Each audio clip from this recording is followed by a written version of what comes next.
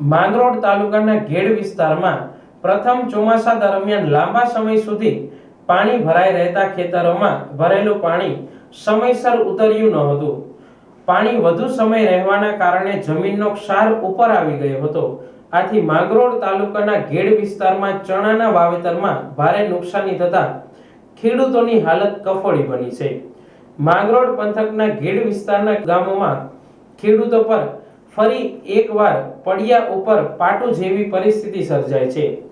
શિયાળુ પાક તરીકે વાવેલા ચણાના પાક પર વરસાદી પાણીની ગંભીર અસર પડી છે. ઘણા વિસ્તારોમાં ચણાનો પાક બગડી ગયો છે તો ક્યાંક પૂરતો વિકાસ જ ન થતા ખેડૂતોને મોટું આર્થિક નુકસાન સહન કરવું પડી રહ્યું છે. ઘેડ પંથકના ખેડૂતો માટે ચણાનો પાક જ એકમાત્ર આશાનો આધાર હતો, પરંતુ હવે આ આશા ઉપર પણ પાણી ફરી વળ્યું હોવાનું ખેડૂતો જણાવી રહ્યા છે. અગાઉ ચોમાસા દરમિયાન મગફળીનો પાક પણ સંપૂર્ણ રીતે નિષ્ફળ ગયો હતો. સતત બીજા પાકમાં પણ નુકસાની થતા ખેડૂતોની મુશ્કેલી અનેક ગણી વધી ગઈ છે. ખેડૂતોનું કહેવું છે કે ઉનાળાની સિઝનમાં પણ પરિસ્થિતિ અનુકૂળ નથી. ઘેડ વિસ્તારમાં ઉનાળામાં ઉપલબ્ધ પાણી મોરા અને ખારા હોવાથી પાક લેવા યોગ્ય નથી. સિંચાઈ માટે ઉપયોગમાં લેવાતું પાણી પાકને નુકસાન કરે તેવી સ્થિતિ છે, જેના કારણે આગળના સમયમાં પણ ખેતી કરવી મુશ્કેલ બનશે તેવી ભીતિ ખેડૂતો વ્યક્ત કરી રહ્યા છે. એક તરફ સતત પાક નિષ્ફળ જઈ રહ્યા છે અને બીજી તરફ ખર્ચ વધતો જાય છે. બીજ, ખાતર અને ખેતીના અન્ય ખર્ચ ચૂકવીને હવે ખેડૂતો પર દેવાનો ભાર વધવાની શક્યતા છે.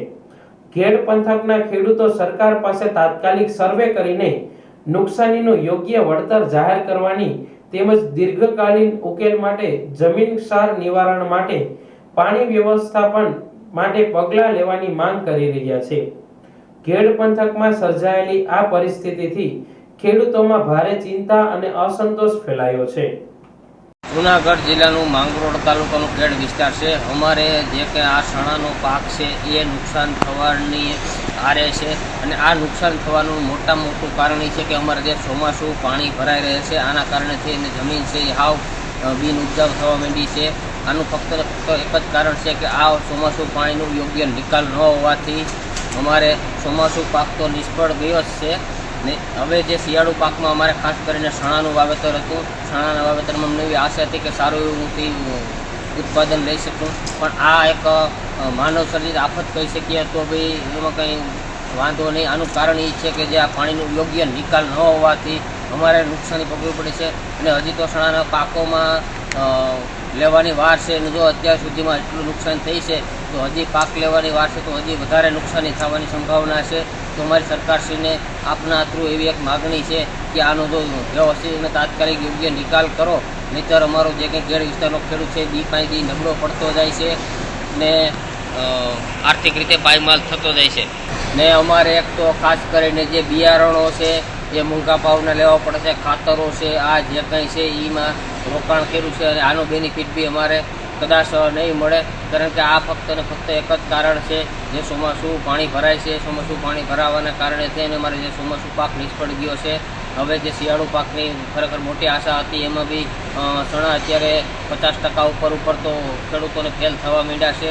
તો અમારી સરકારશ્રી પાસેથી એક જ માગણી છે કે આનો યોગ્ય તાત્કાલિક નિકાલ કરે અને અમારે જે કંઈ ઘેડનો ખેડૂત છે એ પાયમાલ ન થાય અને આર્થિક રીતે સદ્ધર બની શકે એવી આશા છે.